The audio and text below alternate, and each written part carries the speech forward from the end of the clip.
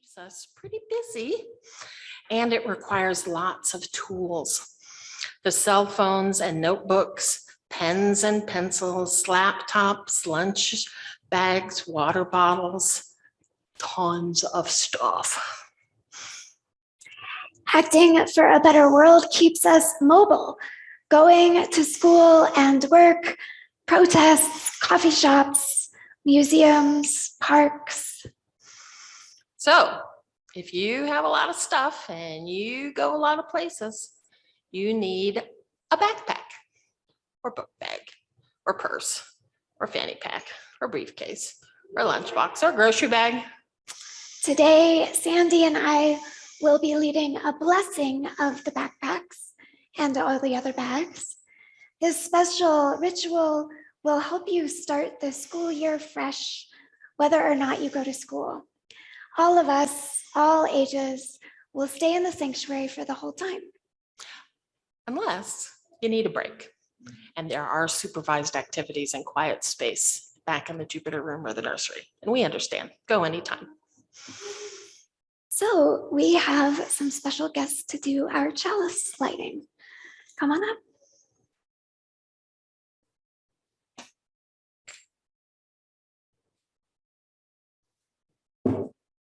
Hi, I'm Drew Venom. This is a chalice lighting for Ingathering by Janet Parsons. The flame of our chalice this morning is a symbol of the warmth and brightness of our connections. The flame lights our way back together again from our separate summer lives, and it lights our way forward into this new school year of promise and renewal. Will you help?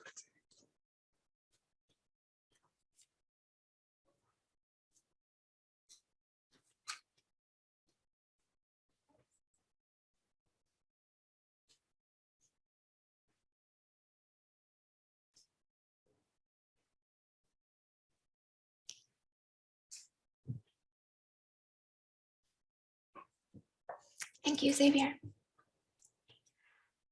This is the time in our service that we set aside to pay our respects to those who traversed this sacred land before us, the many native nations who utilize the plains as their hunting grounds, even those with ranges as distant as the Delaware, and those who settled here, including the Kaw, the Osage, and the Pawnee.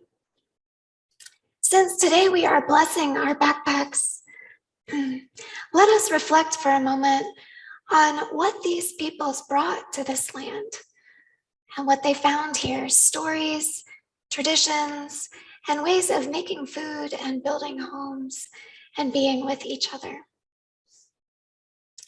Let's honor all that knowledge.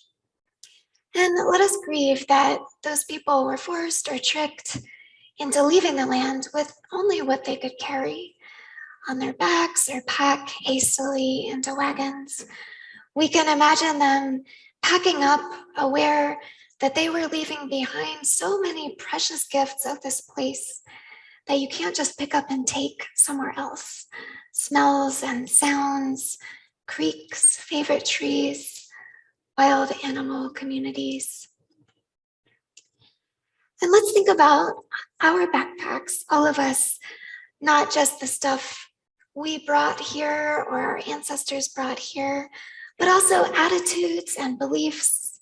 Some of us, depending on our gender or the color of our skin or the ways the adults in our lives taught us to talk, we get through life easier than some other people. It's like we have a pass in our backpack that we can pull out at any time to protect us. Protect us from people being rude or unkind or violent. So let's find a way to share that with everybody, to give that to everybody to carry around in their bags. And let's take out any of the violence or bad habits that we got and just give them back to the earth, to compost. So blessings for this land and blessings for all of us gathered here. And now we have an opening song and activity. So please rise as you are willing, with your body, with your spirit, and we will join with Kathy singing and playing Wake Now My Senses.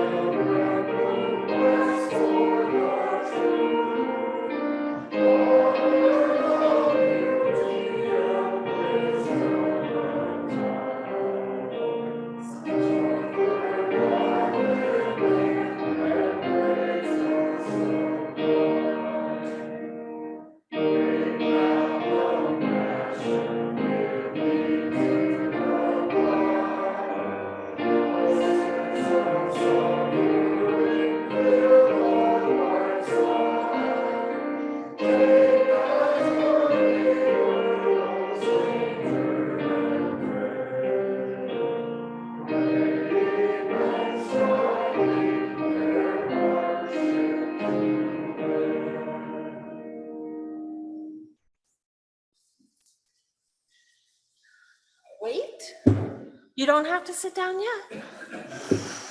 I think that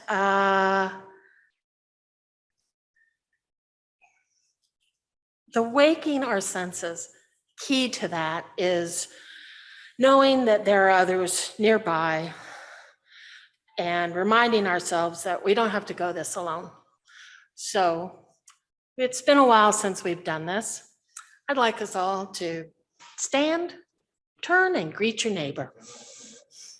East, west, north, south.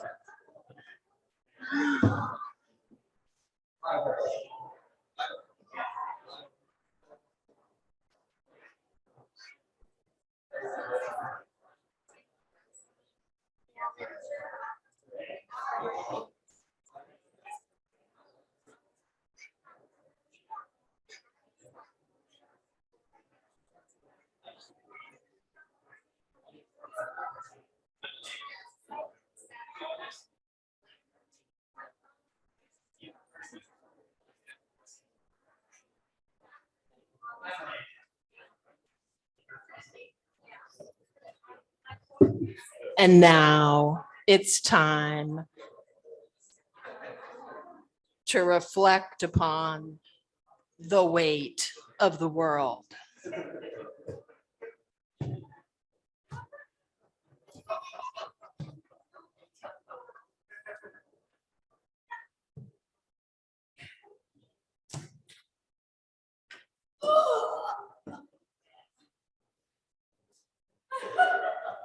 That's all.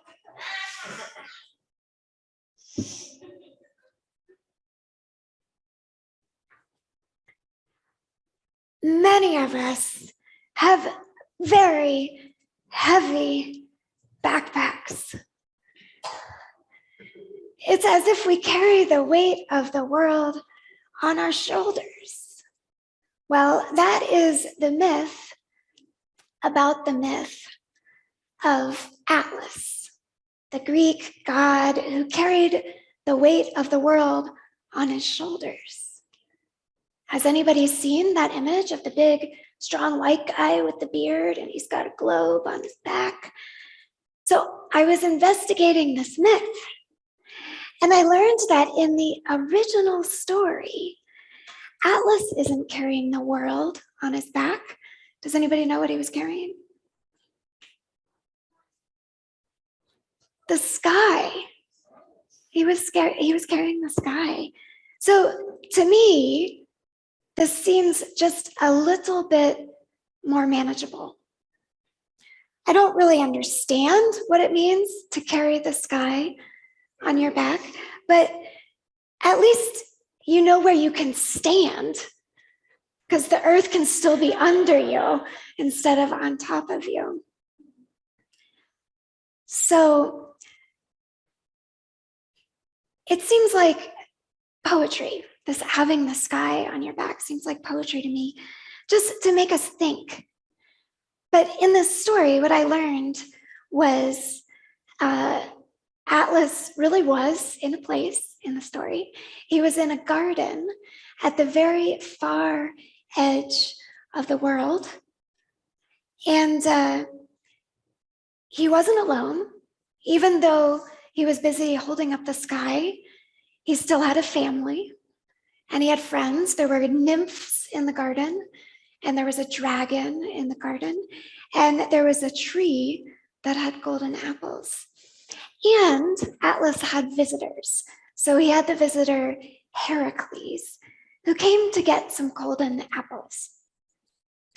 Heracles asked Atlas if Atlas would pick some apples for him. And Heracles said, I will hold the sky for you while you do that. Atlas was like, great. So he took a break from the sky, holding the sky, and Heracles held it for a little while, and Atlas went and got some apples, and then thought, I don't really want to hold the sky anymore.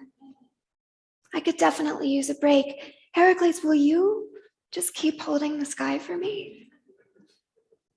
And Heracles said, sure, I'd be happy to do that, but why don't you hold it just for a minute, and I'm gonna go make some padding so that it's a bit more comfortable.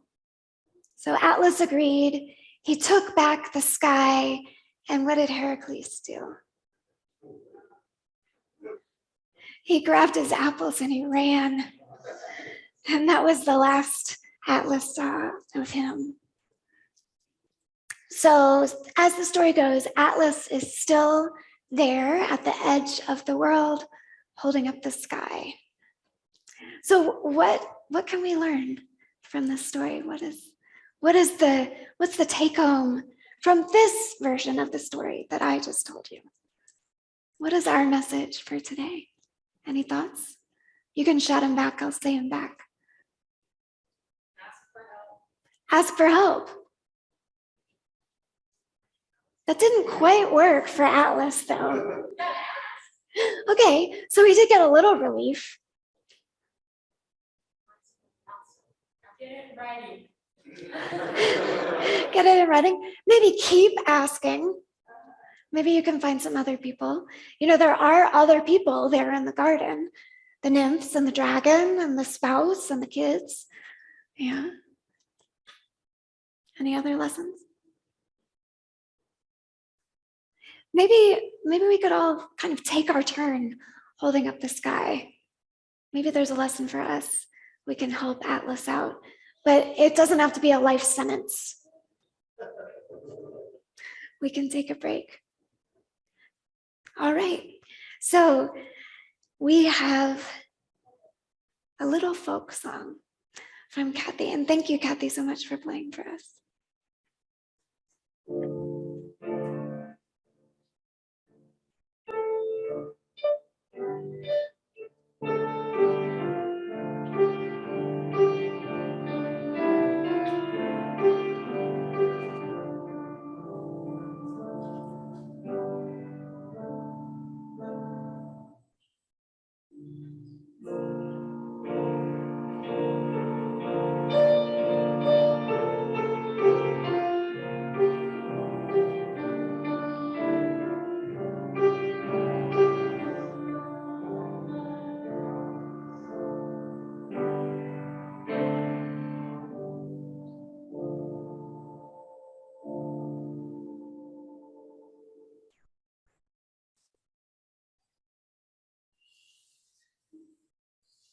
Thank you. So one of the things we love about this community is that we cooperate. We share the burden. When Sandy and I were planning this service, we were thinking about backpacks, and the phrase, "we've got your back," came up. I thought I should do a little research. Where did this phrase come from? What does it actually mean to have someone's back? I mean, it's their back. So what does it mean to have it? So it turns out this phrase isn't really that old. It's only about as old as I am, according to the internet. We don't know exactly where it came from, but people speculate. It may have come out of the military settings, and it may have originated, the idea of it, in the time of sword fighting, when two people fighting together would go back to back so they could both protect each other's behinds. This hypothesis, however, is unconfirmed. So let's do a little imagination together to see if we can figure out what this phrase means to us today. So I want you to imagine that you're heading out into the world. It's a fresh morning. Maybe you're going to school. Everything is laid out in front of you. All the beautiful things, all the confusing things, all the social interactions. And it's your job to meet them with curiosity and courage. Now, what's behind you? You don't really know. Maybe you're wearing a backpack, so you can feel the weight, you know that's behind you. But you don't really know what else. You could turn around and look, but that would distract you from the day in front of you. So what can help you in this situation? Any thoughts? Memory? Is that what you said? Memory. So you may have come through, so you remember what you saw. What else might help? A good friend. Yeah. Somebody moving with you, maybe somebody behind you. You know, two people's peripheral vision is better than one, so you can get a sense of what's back there. Good hearing, yeah, or your other senses. A mirror. You might also sort of see a mirror in the people in front of you who are looking that way. Sometimes you can tell a lot about the world by looking at other people's faces. I can do that. I see all you here in the sanctuary. It gives me a sense of what's going on back there. So I was thinking about what I thought was a really heavy backpack. Oh, did you have an idea? No, you were waving. Yeah, waving to yourself in the mirror of the Zoom, of the screen. So I was thinking a really heavy backpack probably wouldn't help me that much. But, a backpack, I feel like I got what I need when I need it. That's helpful. Some excitement about what's ahead of me. That's helpful. And trust that there are good people coming up behind me. And remembering not just what I've been through, but also that I can go home. I can go back home. I can come here to the fellowship.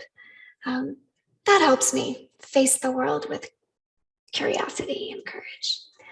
So later in the service, we will be giving you a reminder, a way to remember some of these good things, to give you that courage and curiosity.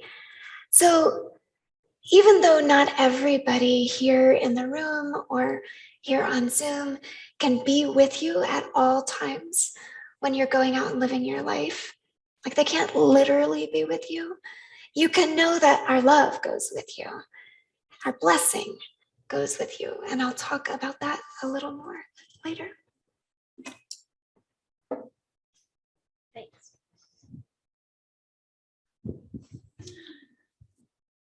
Here at UUFM, the offering we receive on Sunday morning goes to a special organization each month. This month, our Helping Hands recipient is the Flint Hills Community Center. Since 2005, the Flint Hills Community Clinic has provided thousands of free healthcare appointments to those in the community who are without health insurance. Through the generosity of our fellowship and other donors, as well as many volunteers, the clinic has expanded to operate 3 evenings and 1 afternoon each week. You can donate online by going to uufm.net, then clicking on the donate link and choosing the particular fund that you want to contribute to. Or if you're here in person, you can put your offering in the basket in the back. Usually at this time, we have an interlude with music, a musical interlude. Today we're going to collect joys and sorrows. This is joys and sorrows time. And you can write them on a piece of paper on the seat, maybe nearby. And Pastor Isabel will read that. Or Zoomers, you can type your joy or concern into the chat.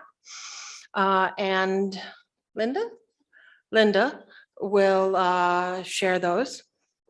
If you're here in the sanctuary, I'll come, or I'll designate my daughter Catherine to come and pick up your joys and concerns to share. However, we're going to have a little extra this morning. Kathy, are you going to be able to play for us while we do this? Okay.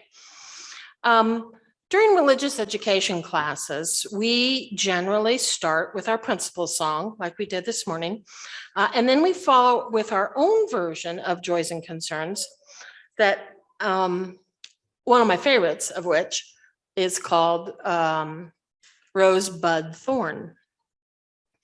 And each student is invited to share a rose, which is something they like or are looking forward to, or something they like.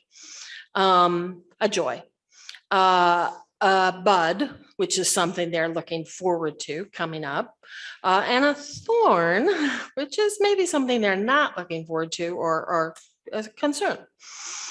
And then the most important part is that we take a stone and drop it in a bowl of water so that the ripples that are created in the water carry that joy, concern, anticipation out into the universe to be shared with others, and so that others can help us with those.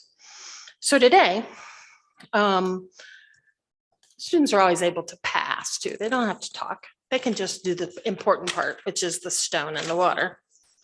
Today, while these joys and concerns are being collected, and Kathy has some music for us, I'm going to ask anyone who'd like to please silently come up and enjoy the stone ritual. We have some stones and some water. So thank you.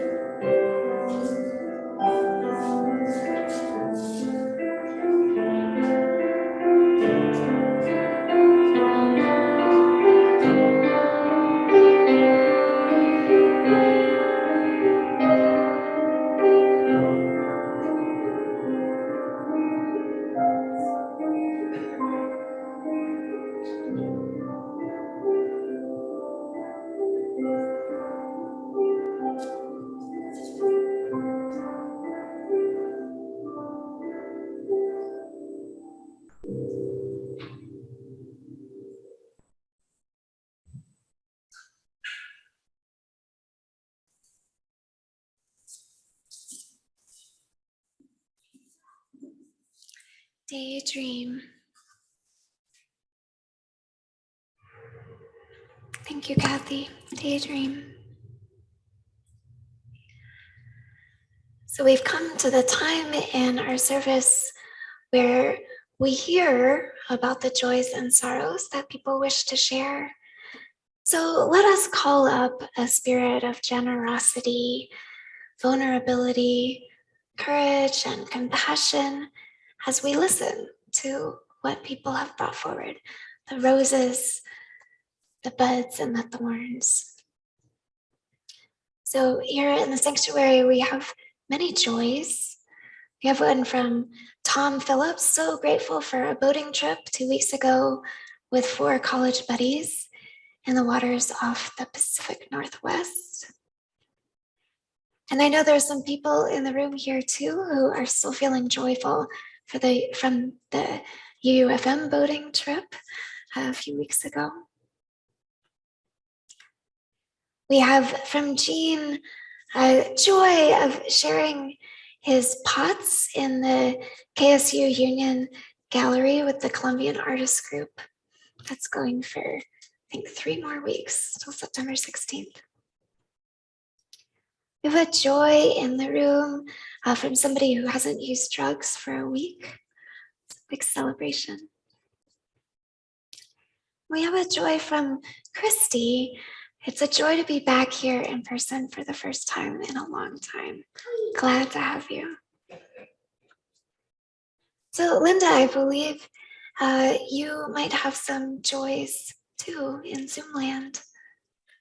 Well, no one else put anything in the joys or concerns, but I have a joy. My husband Roger had cardiac catheterization on August 10th, and they found one spot that was 100% occluded, which is not really very good.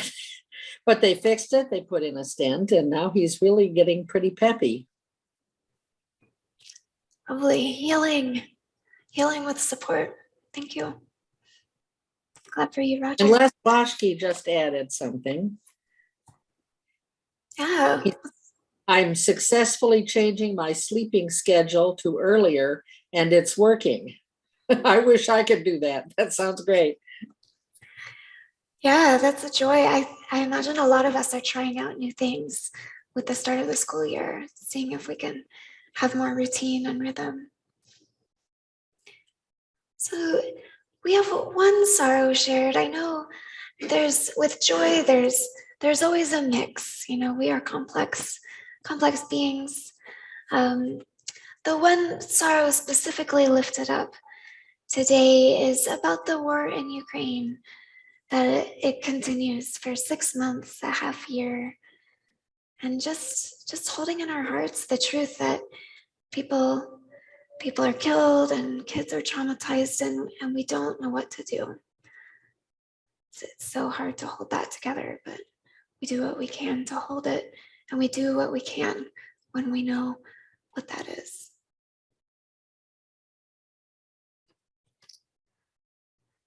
So please join me for a moment of silence as we honor these joys and sorrows that have been shared and those that remain quietly in our hearts.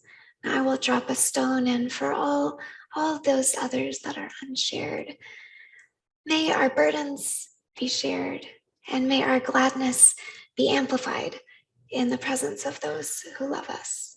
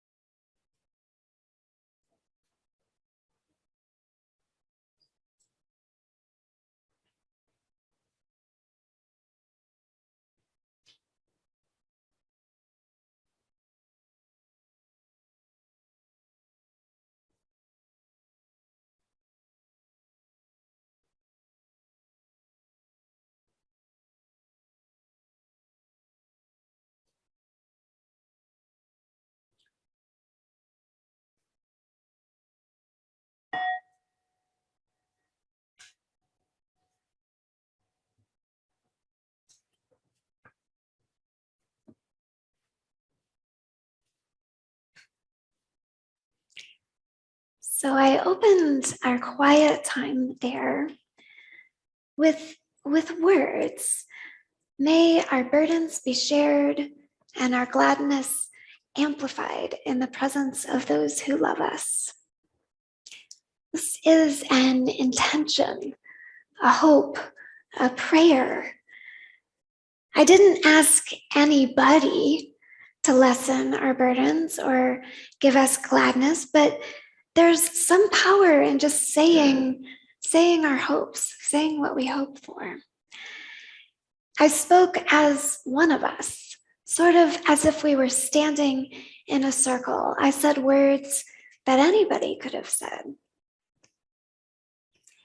A blessing is similar to a prayer, but it is a little different. So if I were going to make that prayer into a blessing, I would say, may your burdens be shared and may your gladness be amplified in the presence of those who love you. So a blessing is between people. A prayer is outward and inward. It's natural to close your eyes during a prayer or to look downward or look upward. In a blessing, sometimes it makes sense to make eye contact with the person that you're blessing, sort of a personal connection. You're saying, I wish this for you, and I mean it. So you're saying that with your eyes, with your whole body. Prayers and blessings are sort of like spells or incantations. Some people get a little uncomfortable if you associate spells and prayers because they believe their relationship is real and that spells maybe aren't. Magic isn't real. In this religious community, we don't really need to figure that out for you. If it's helpful for you to say a few words, whatever they are, if it's helpful for you, please go ahead and do it. Whatever helps you find some serenity and grounding, to feel like the straps of your backpack are holding you and not weighing you down. Whatever it takes, do that. We support you with that. Please say those words. This is a community where we experiment with words. We try on prayers and blessings and we see if they make us feel better or if they make us feel more connected to each other and the earth. So on Sunday mornings, we come together to experiment together. And as much as I like being up here, experimenting with words that I say to you, I think the real sacred power in words is when we say them to each other. When we give each other our full attention when we bless each other. So a blessing is simply the knowledge that we are connected, that we are loved. So how do you know that you are blessed after you've been blessed? How do you know? Well, a big way is you remember. But how do you remember? That's the trick. That's like one of the hardest things about being human is remembering. Things are okay most of the time. We just have to remember that.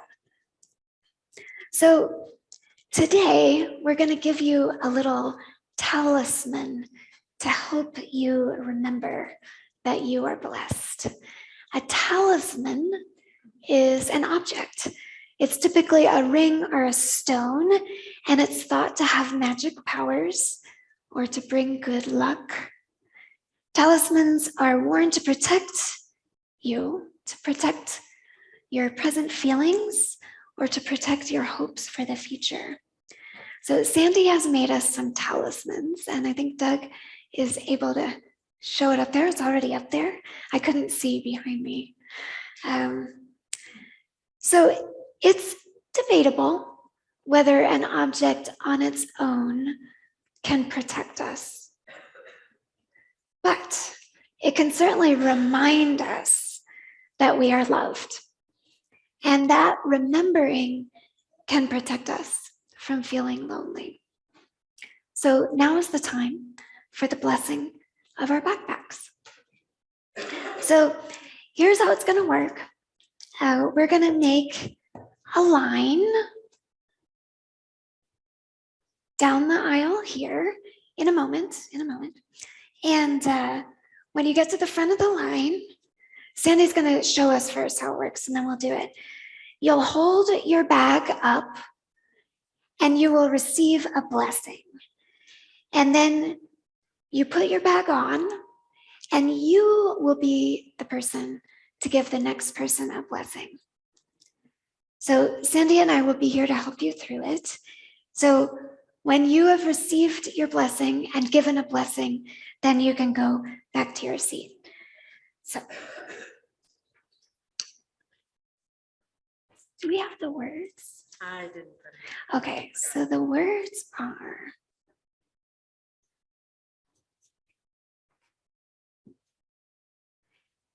may your burdens be light, and may you have what you need when you need it.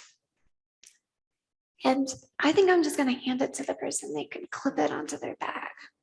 So may your burdens be light, and may you have what you need when you need it.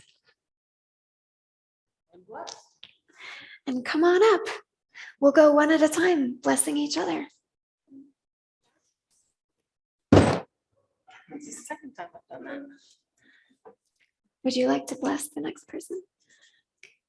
I'll write.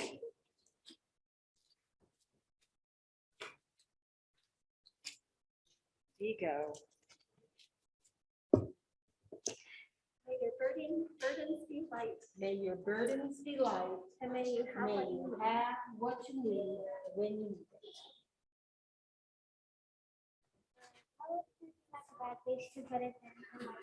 You can move it. You won't lose it. You can move it. Okay. Oh, Vigo. Do you want to help Bray? I'll attach it. You say the words, okay? Okay, may your burdens be light, may your burdens be light, and may you have what you need when you need it. Good job. Great, do you want to say that to David? No.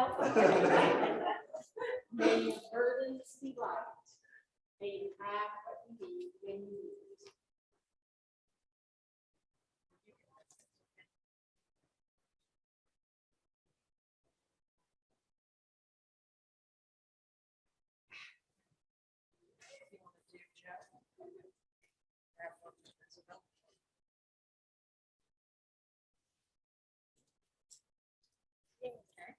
And why don't you?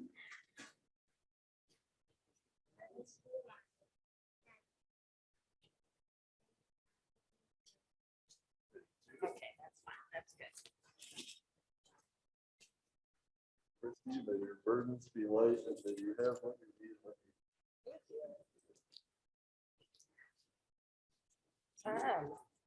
May your burdens be light, and may you have what you need when you need it. Invisible backpacks can come up too. Invisible backpacks may come up also. May your burdens be light. May your burdens be light. May you have what you need when you need it. When you need it.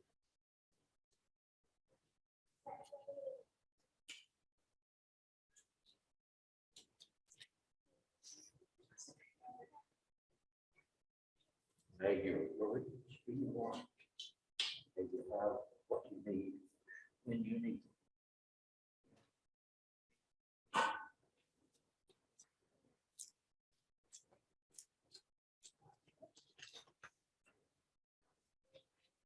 May your burdens be light, and may you have what you need when you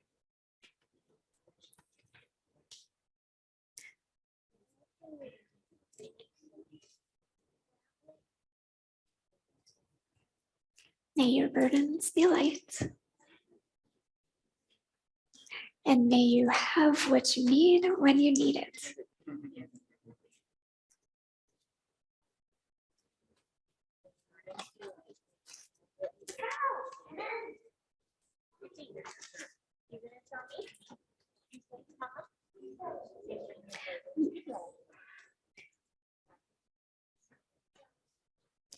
Okay. Lovely. Okay. Yes, give it to me.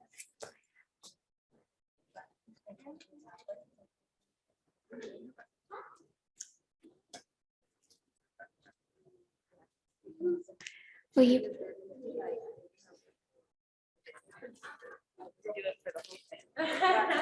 Oh, we need one of you to bless the next person. Lovely. May your burdens be light. May you have what you need when you need it.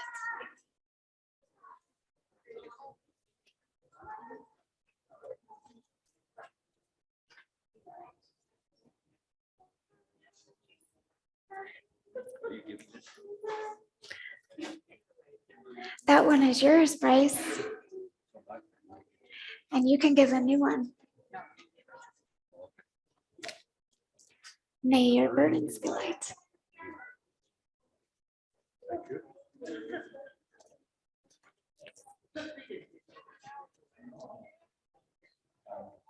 May your burdens be light.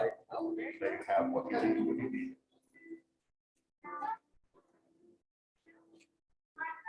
May your burdens be light. May you have what you need when you need it.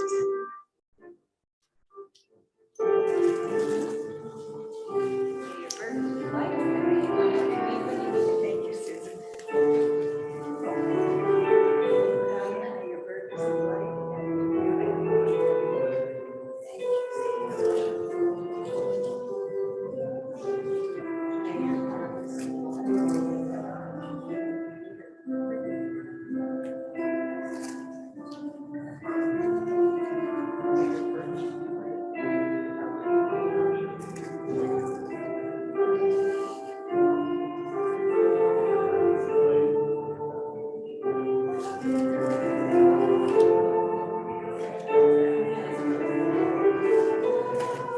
May your burdens be light, and may you have what you need when you need it. Thank you. Will you give one to Kathy? Yes.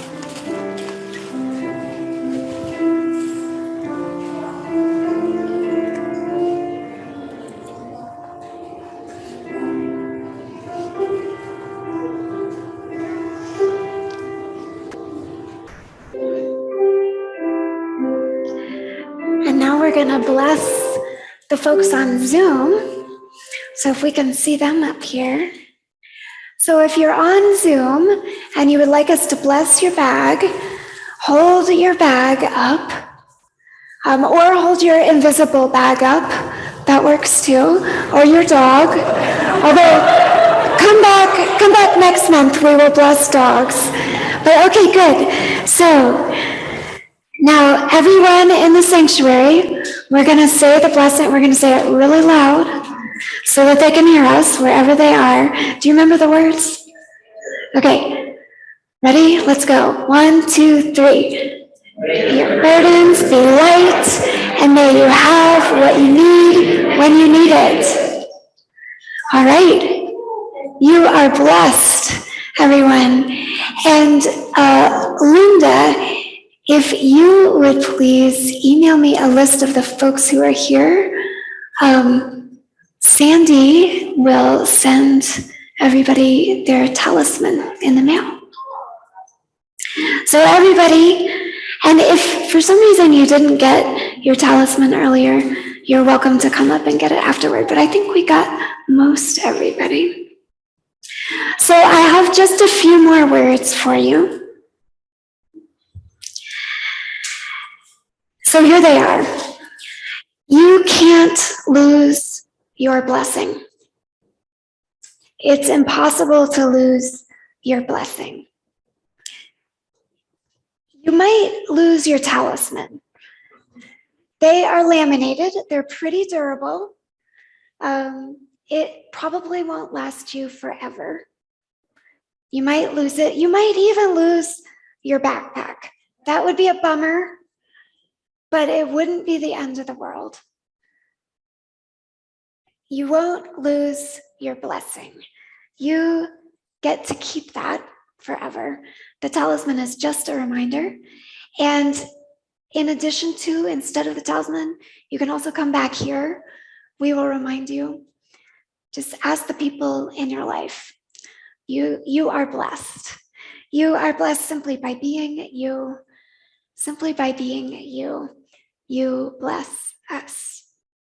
So now please rise in body or spirit for our final song. This is Make Channels for the Streams of Love.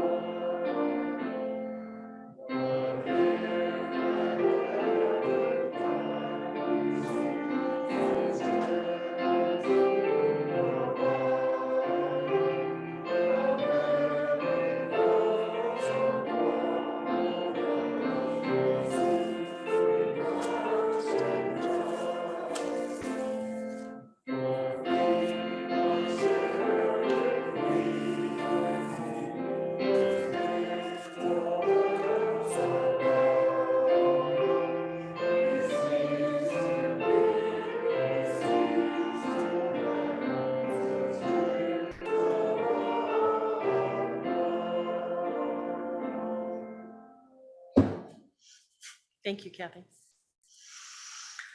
Our closing words are adapted with permission from an outfit I use called Illustrated Ministry.